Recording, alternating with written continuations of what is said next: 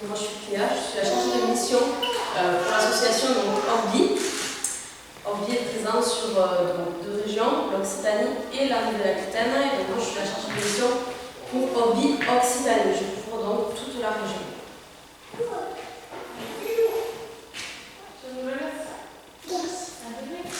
Alors qui sommes-nous? Orbi c'est une association de parents d'élèves et d'enseignants.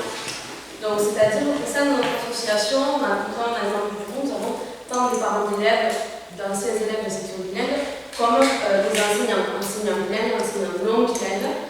C'est vraiment ouvert à tout le monde. Notre association elle est missionnée par la région pour contribuer au développement des filières bilingues français et occitan dans l'enseignement public. Alors, qu'est-ce que ça veut dire?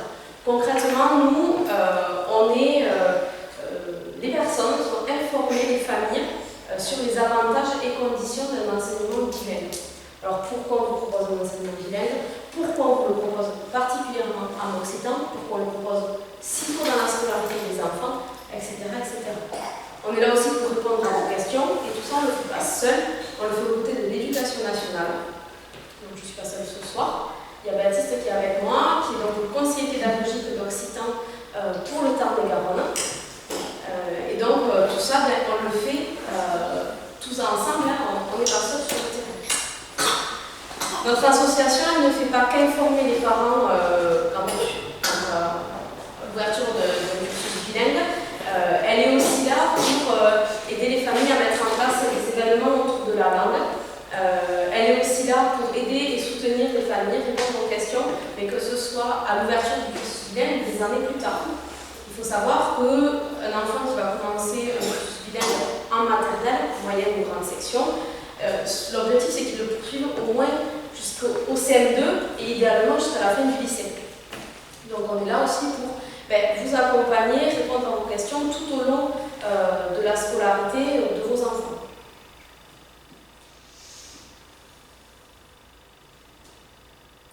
Baptiste? Oui.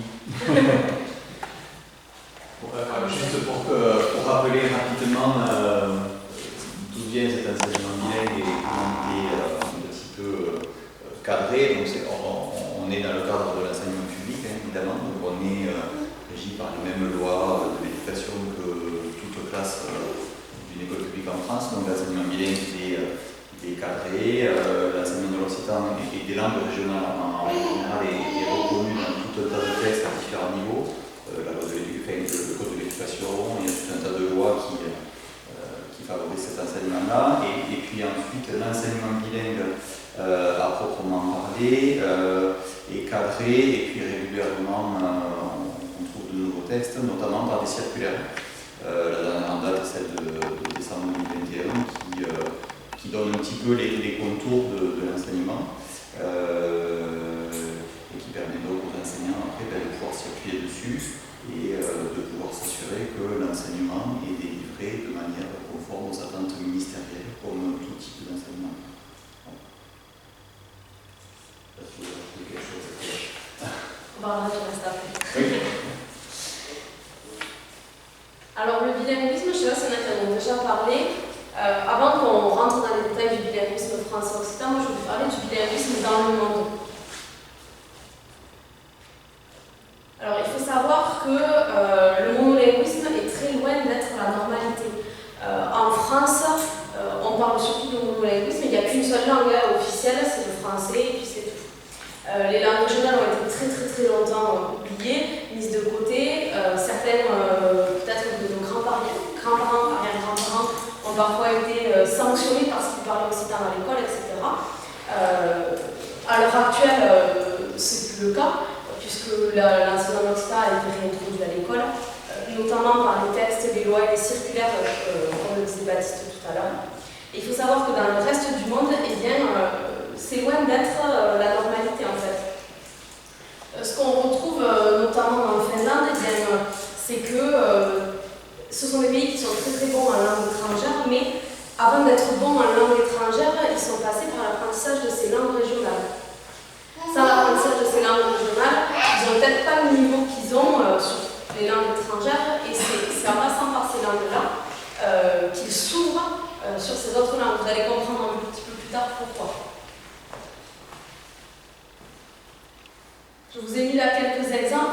Il n'y a pas que la Finlande, il y a la Norvège, la Suisse, le Luxembourg, les Pays-Bas. Tout ça, ce sont des pays qui ont une ou plusieurs langues, officielles. Au Luxembourg, on a le français et l'allemand. En Suisse, ce sont les cantons qui décident des langues officielles parmi les 4 langues, allemand, français, italien et romanche. En Norvège, ce sont 2 langues officielles. Voilà, on voit que vraiment dans le monde, autour de nous, beaucoup de pays ont 2 langues officielles, au minimum, voire plus, alors que nous, on n'en a qu'une.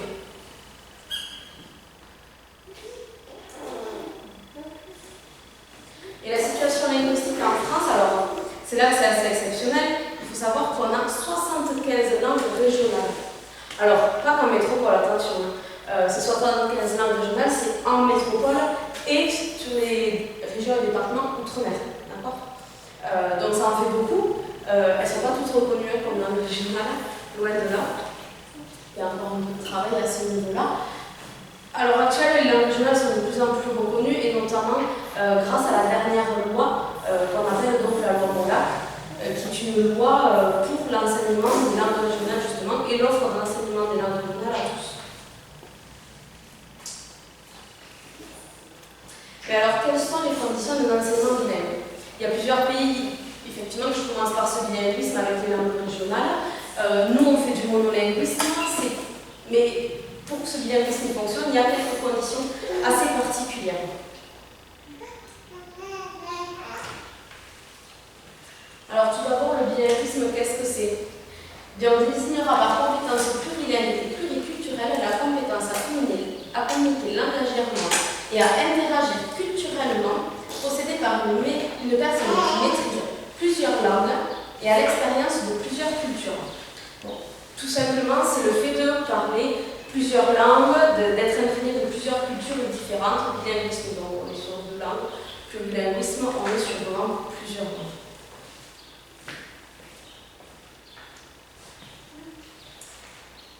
Alors pourquoi on va vous proposer ce bilinguisme aussitôt? Pourquoi on le propose à la maternelle, en moyenne, en grande section, ça va dépendre des écoles. Mais il y a plusieurs raisons à cela. Les enfants, en fait, entre 0 et 7 ans, ils ont une certaine flexibilité au niveau du cerveau qui leur permet un apprentissage en plusieurs langues de façon très très facile. Il y a une autre chose qui est très importante, c'est qu'entre 0 et 7 ans, l'enfant construit son langage. Est-ce que vous savez ce que c'est le langage précisément? Oui, c'est un ensemble d'idées et de concepts que l'on va pouvoir exprimer. Tout à fait. Qu'est-ce que ça veut dire? Qu'est-ce que ça veut dire? Exactement. Ça peut être des signes, ça peut être... Tout à fait.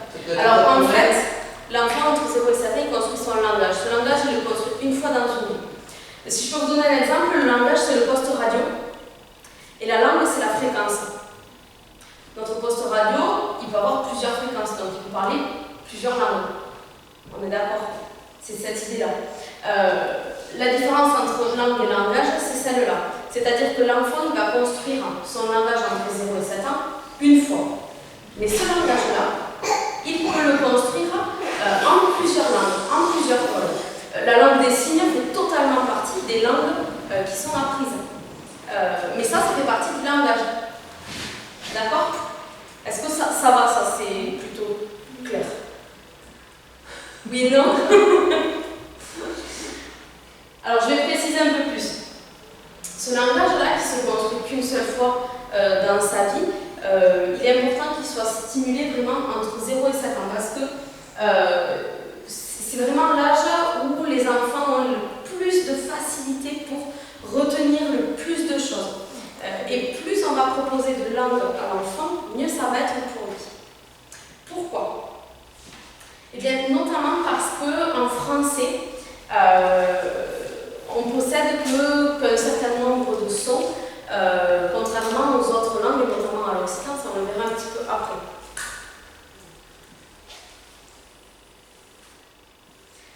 Alors les psycholinguistes, ils se sont un petit peu arrachés les cheveux quand ils ont essayé de comprendre tout ce mécanisme-là.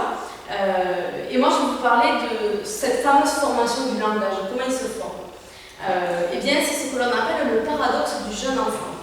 Un enfant, quand il naît, c'est le mammifère qui est le plus vulnérable au monde. Il naît, il ne sait pas faire grand-chose, il ne parle pas, il va manger, il va dormir et il va faire ses besoins. Il ne fait rien de plus. Mais, attention, c'est le mammifère qui a le cerveau le plus doté en neurones. C'est 100 milliards de neurones. Tous ces milliards de neurones sont des potentialités, c'est des potentielles compétences. Si elles sont stimulées, elles vont se développer. Malheureusement, si elles ne sont pas stimulées, eh bien, elles ne se développeront pas. C'est le cas du langage. Si on ne stimule pas un enfant entre 0 et 7 ans de façon à ce qu'il parle, à ce qu'il exprime ce qu'il veut dire, eh bien, il ne le développera plus jamais. Alors, il n'y a pas une barrière le jour de l'anniversaire de 7 ans, c'est environ aux alentours de 7 ans, ça peut aller jusqu'à 8, 9 ans, en fonction des enfants, bien évidemment. Ici, il y a un exemple, malheureusement, qui n'est pas toujours rigolo, mais c'est celui de Victor l'enfant sauvage. Cet enfant, il a été retrouvé trop tard pour pouvoir développer ce fameux langage. On l'a retrouvé après 7 ans. C'est un enfant qui a réussi à développer qu'une 50aine de mots tout au cours de sa vie. Il n'a jamais pu construire des phrases entières, etc. etc.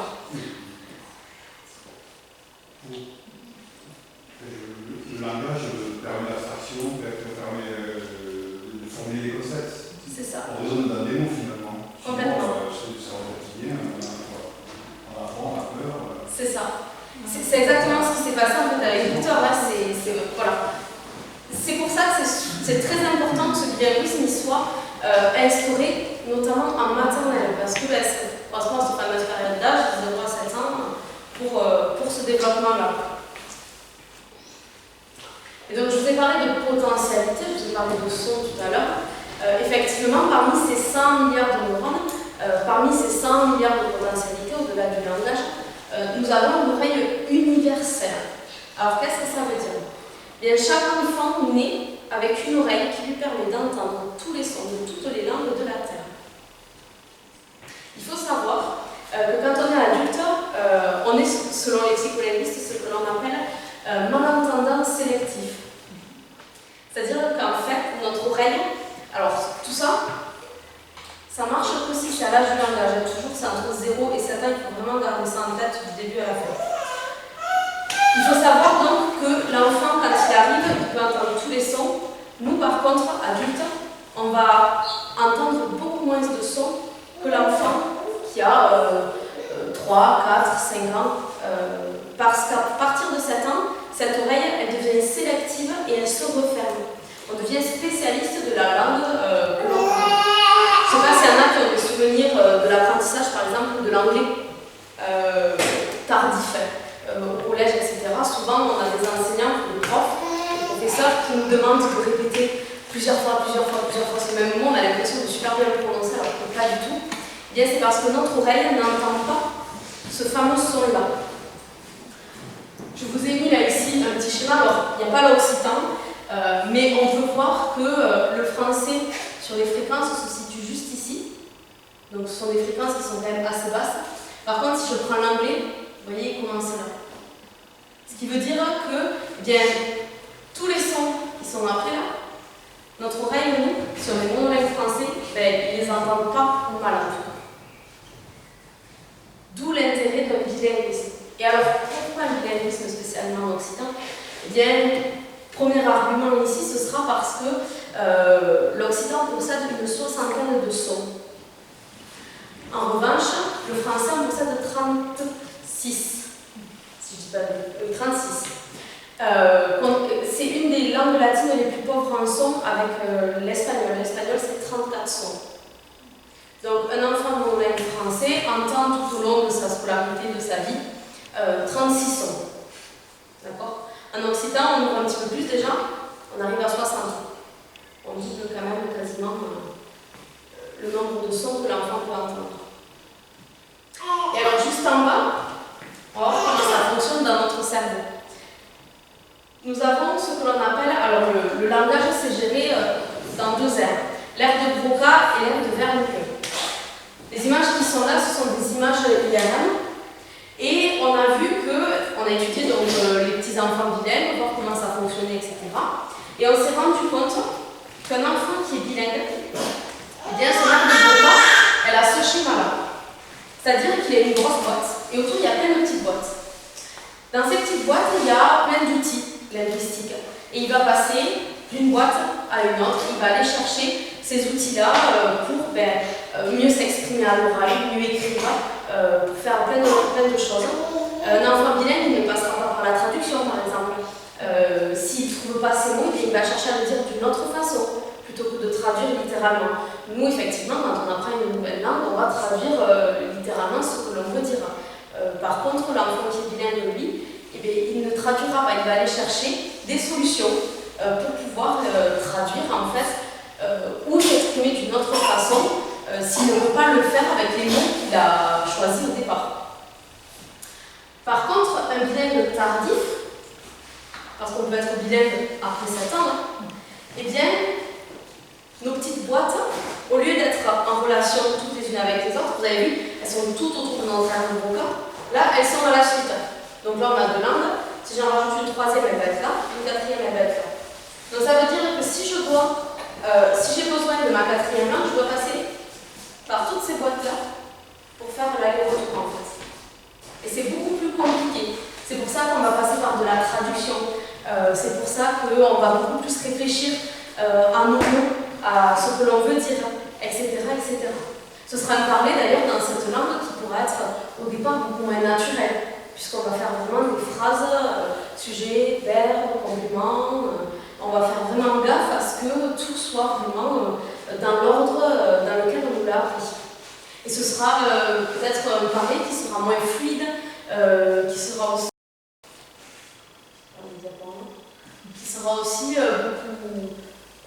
beaucoup moins naturel.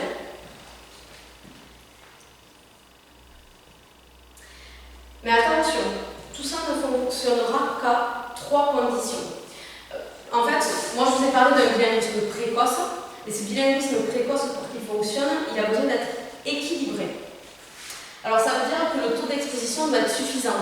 C'est un enseignement en qualité horaire, donc c'est ce qu'il y a ici à l'école, 12 heures d'enseignement en français et 12 heures d'enseignement en occitan. Les enseignements sont les mêmes, il y a plusieurs répartitions de classes, ça peut changer, tout ça. Si vous avez des questions à la fin, vous pouvez les poser d'ailleurs à Baptiste qui peut répondre à toutes ces questions-là. On a besoin de précocité, je vous laisse répéter, l'âge du langage, il faut que ce soit fait à l'âge du langage, entre 0 et 7 ans, au moment où le cerveau de l'enfant est le plus flexible et surtout à l'âge auquel il peut développer ce langage en plusieurs langues. Et la dernière condition, c'est qu'il faut absolument donner du sens à la langue que l'enfant apprend. Alors qu'est-ce que ça veut dire du sens? Et alors pourquoi l'occitan? Alors le bilinguisme pourrait être construit par exemple avec une langue à la maison. La langue maternelle, par exemple, si l'enfant a une maman qui parle espagnol couramment tous les jours, qui parle en espagnol, bien il va être assez facilement bilingue puisque ça a beaucoup de sens pour lui, c'est la langue de maman. Mais les enfants bilingues qui n'ont pas forcément un parent qui parle une langue en particulier de façon courante, comment on va donner du sens à leur langue? Eh bien, on va le donner par l'occitan. Alors, pourquoi l'occitan? Je vous ai mis une carte de l'Occitanie. Alors, attention, ce n'est pas notre région. C'est l'Occitanie, c'est le territoire sur lequel on parle occitan. Ce territoire, c'est 1000 km de large. Je vous ai mis une petite épingle là où on se situe. Ça a donné le nom à notre région, notamment. C'est une langue qui est apparue au tout début du Moyen-Âge. C'est 1000 km de large, on a dit, sur 1000 ans d'histoire. C'est un très vaste territoire. Ce territoire-là, il est divisé en 6 dialectes, principalement. Parce qu'après, il y en a encore plein, d'une vallée à une autre, etc. Ces 6 dialectes, ils sont tous intercompréhensibles. C'est-à-dire qu'un enfant bilingue à Moissac, il le sera tout autant à Montpellier, par exemple. Il n'y aura pas de souci avec ça. Et ils se comprendront sans souci non plus. Et c'est une... Alors, c'est des personnes des frontières. Mon père parlait pas en occitan, mais on a l'intérieur, c'est tout à fait. Et il faut savoir aussi que l'occitan, c'est la langue officielle. Tout en bas, ici, du Val d'Aran, et tout en haut, dans les vallées italiennes du Piémont, on parle occitan également. C'est important. C'est une langue qui est présente même sur 3 pays, Italie, France et Espagne. C'est une grande langue de culture et de civilisation, et l'occitan est présent dans une quarantaine d'universités à travers le monde, notamment au Brésil et aux États-Unis. C'est pareil.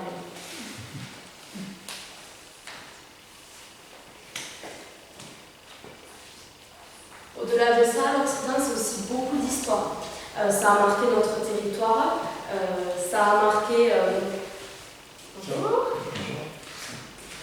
Ça a marqué notre territoire, et notamment on a le prix Nobel de littérature qui s'appelle Frédéric Mistral, qui est le seul prix Nobel de littérature en langue régionale en France.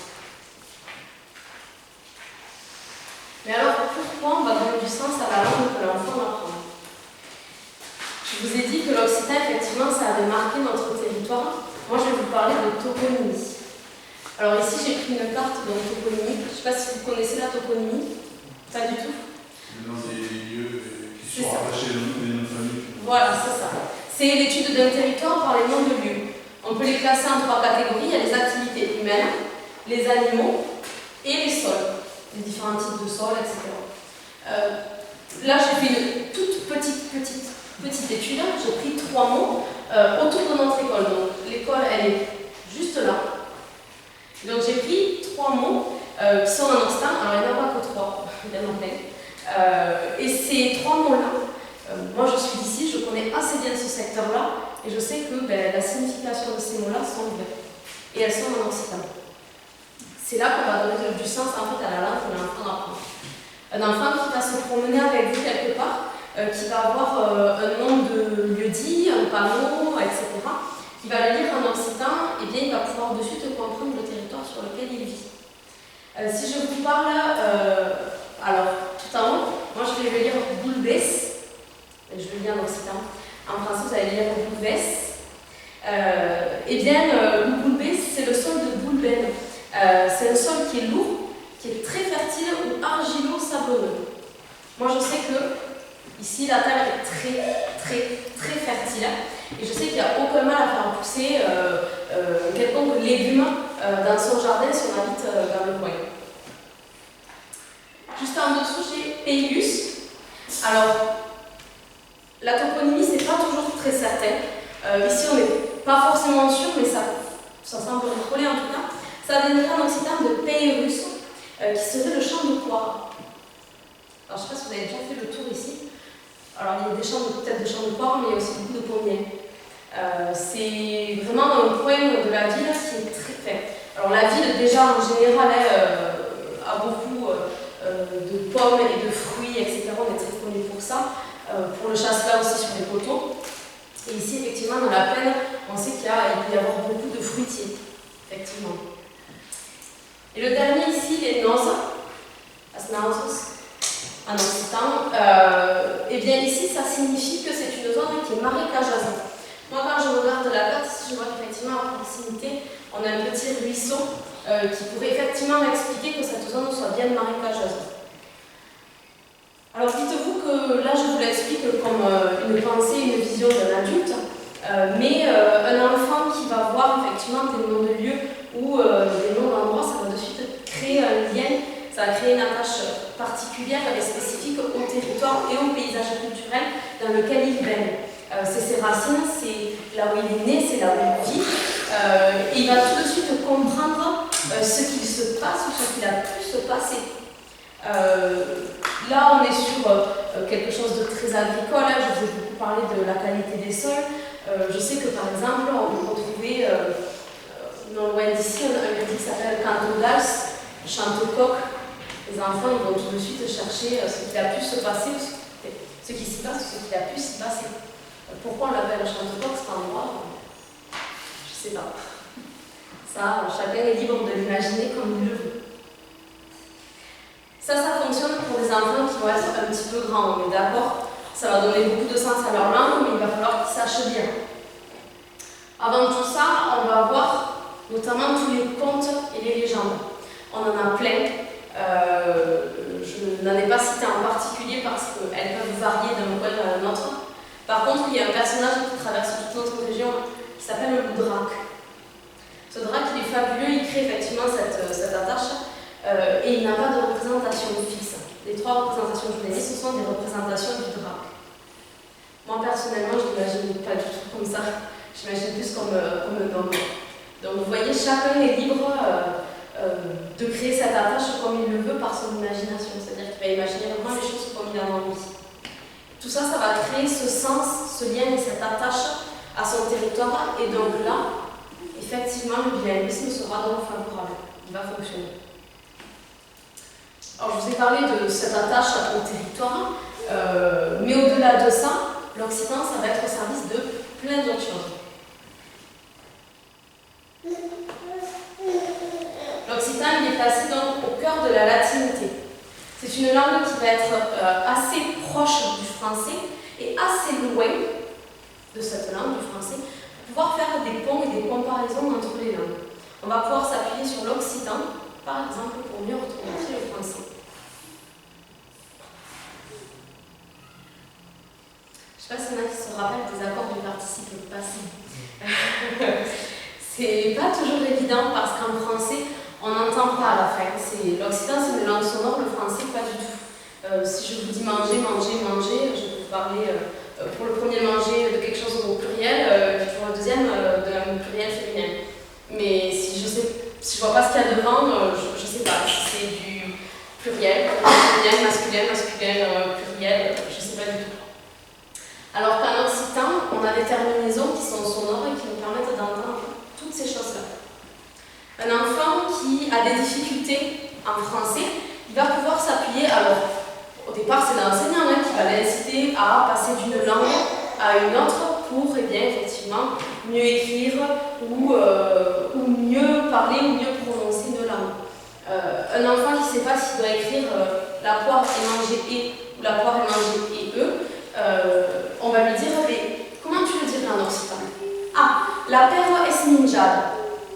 Ah, je sais que ado, c'est du féminin, ok. Par contre, j'entends pas de S, donc c'est, en français, ce sera et eux. Par contre, si je lui dis l'uspas suminjats, ats, j'entends le S à la fin. Je sais donc que c'est un masculin pluriel. Tout va être plus simple, notamment pour la cour donc de ces participes passés. Ça va fonctionner pour les pluriels. Les chats mangent une fleur, des fleurs.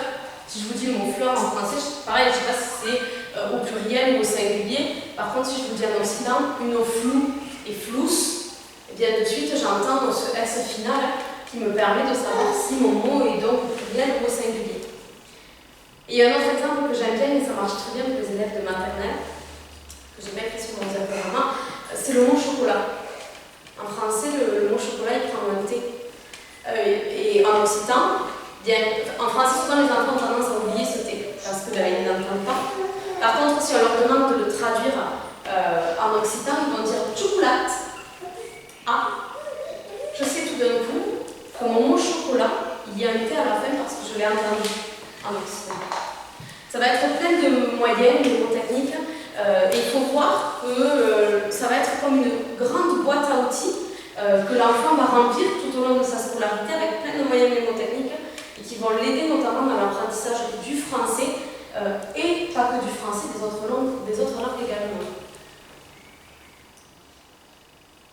Alors l'occitan va être au service de toutes les langues latines, l'espagnol, l'italien. Pourquoi? Parce qu'il y a beaucoup de sons qui se ressemblent, parce que ce sont des langues qui sont très chantantes, qui ont aussi un accent tonique comme l'occitan, etc. Mais l'occitan va également être au service de l'anglais. Alors ça va peut-être en surprendre certains, mais effectivement, en occitan, nous retrouvons donc des sons similaires en anglais et en occitan. On a aussi tout ce qui est les diphtongues et les triphtongues.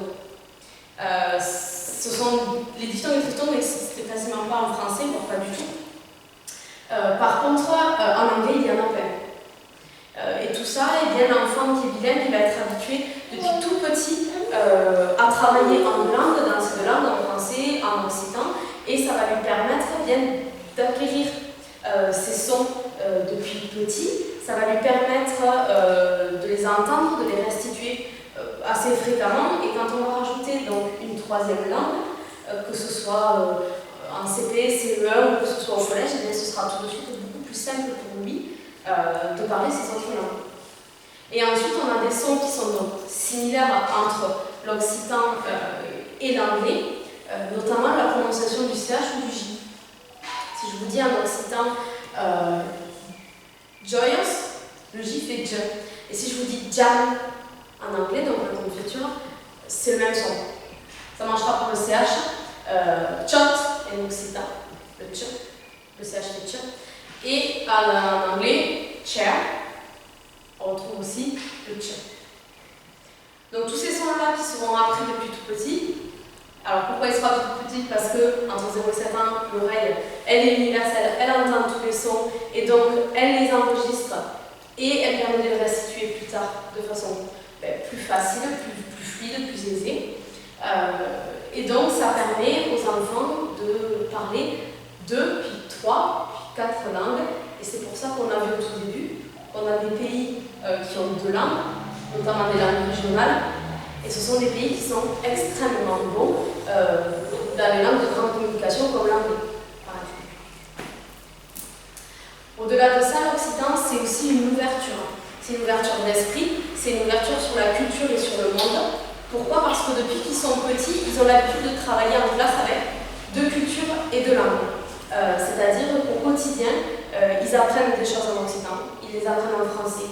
Ils apprennent certaines choses qui sont en occitan, d'autres en français, et vice-versa. Et on change d'enseignant, parfois au cours de la journée. Et ces enfants-là seront donc habitués à voir les choses, à avoir 2 cultures, plusieurs cultures, et ça donne une espèce de soif du monde, de découverte des autres cultures qui sont en dehors de la classe également. Alors si je dois conclure tout ce que je viens de vous dire là, ce bilinguisme, il est très favorable à l'enfant. Il est très favorable parce qu'il va être construit entre 0 et 7 ans, l'âge du langage, l'âge auquel les enfants vont commencer à parler, à s'exprimer. Et puis de plus, ils vont pouvoir construire ce langage en plusieurs langues. Vous savez, notre petit poste radio, du coup, on va avoir sur notre poste radio français-occitan, d'avoir une petite fréquence comme le notre vrai poste. Et au-delà de ça, l'occitan, ça va être au service du français, ça va être au service de l'anglais, et ça ne fonctionnera qu'à 3 conditions, qu'il y ait de la précocité, 0 et 7 ans, que ce soit que les enfants soient exposés suffisamment à cette langue, 12 heures en français, 12 heures en occitan, et surtout que cette langue-là ait du sens pour eux. Pour ceux qui veulent en savoir un peu plus, vous avez une liste de livres si vous le souhaitez. Et on a aussi quelques informations sur notre site, notre Facebook et notre Instagram. Et le site de notre partenaire, le CAPOC, qui édite donc des livres en occitan et pas que.